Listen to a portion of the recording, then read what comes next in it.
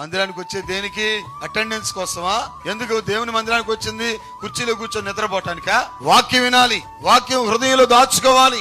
దైవజనుడు ప్రయాసపడి నీకు ఒక గంట, ఆయన ఎలా ఉన్నా, ఎంత నీరసంగా ఉన్నా, ఎంత బాధగా ఉన్నా, ఎంత బలహీనంగా ఉన్నా, ఒక గంట నీకు వాక్యం చెప్తుంటే ఆ వాక్యం వినకుండా నువ్వు నిద్రపోతున్నావంటే ఖచ్చితంగా దేవుడు లెక్క అడుగుతాడు. ఈ వాక్యం చెప్పేటప్పుడు వెనక మాట్లాడుతున్నారంటే మీరు దేవునికి లెక్క చెప్పాలి. నిద్రపోయే వాళ్ళకి మందిరం ఎందుకు? ఇంటి దగ్గర నిద్రపోవచ్చుగా. దేవుని సన్నిధి ఉన్న దేనికి? నీవు దేవుని మందిరమునికి పోయినప్పుడు నీ ప్రవర్తన జాగ్రత్త. ఫోన్ చూసుకునేవాడు చర్చిలోకి వచ్చి ఎందుకు చూసుకోవటం? ఇంటి దగ్గర చూసుకోవచ్చుగా. వాక్యం విను.